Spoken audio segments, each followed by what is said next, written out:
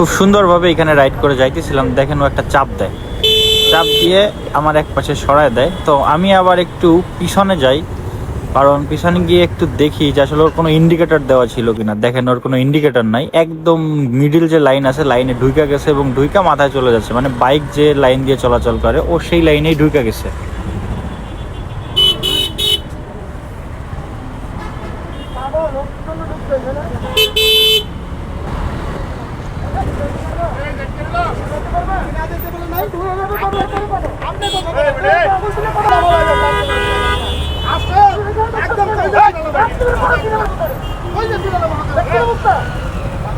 তো এখানে একটা ভদ্রলোক তাকে জিজ্ঞেস করছে সে মধ্যের রাস্তায় কেন ঢুকছে, সে তো এখান থেকে যাইতে পারবে না। তো ও বলে যাইতে না পারলেন না, এখানে সে ঢুকবে। তো দেখতেই পাচ্ছেন তার ব্যবহার কতটা উগ্র ছিল। আসলে এই ধরনের মানুষের কারণে এই রাস্তাঘাটে অনেক রকম অ্যাক্সিডেন্ট হয়। আর এর যে ড্রাইভিং যা দেখলেন প্রথমেই, আর যে চাপটা দিয়ে আসলো আমার, এর সম্পর্কে আর কিছু বলার নাই। এই ধরনের লোক আমার যতটুকু মনে হয়েছে তার কথাবার্তা আচার ব্যবহারে সে সম্ভবত পিনিক টিনিক করে আছে।